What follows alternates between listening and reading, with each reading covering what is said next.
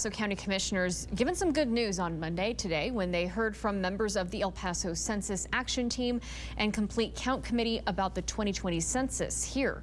ABC 7's Michael Gordon was listening into the meeting and he breaks down those numbers. Michael. Absolutely, Stephanie. And as the 2020 census has now officially come to a close insofar as the counting portion, well, this was the last presentation that the committee gave to county commissioners comparing El Paso's response numbers to the rest of the state and beyond. They came away deeply impressed by the census work that was accomplished, especially the fact that they were doing all this work in the midst of an unprecedented pandemic. So let's go to the numbers here with the census self-response rates. And you see that not only did El Paso County crack the top 10 for Texas self-response rates, but they were at 7th there at 68.6%, which is actually higher than the overall state average, which was 62.8%.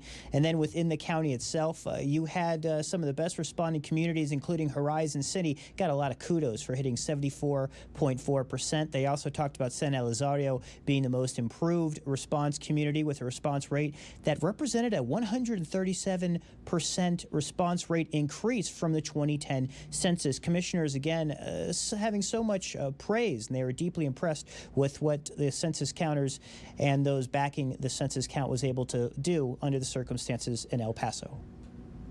The investment that the city and the county made was substantial, and I want to make sure that we have a good after-action postmortem discussion about and to outline how we can do things better. Hopefully, the next time around we won't be living through a deadly pandemic as we're trying to do this type of thing.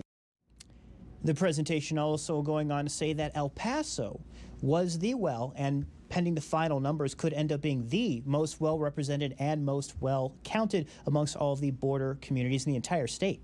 And Michael, that presentation also pointed out that within El Paso County, there were 10 community areas which showed an overall response rate of 80% or higher.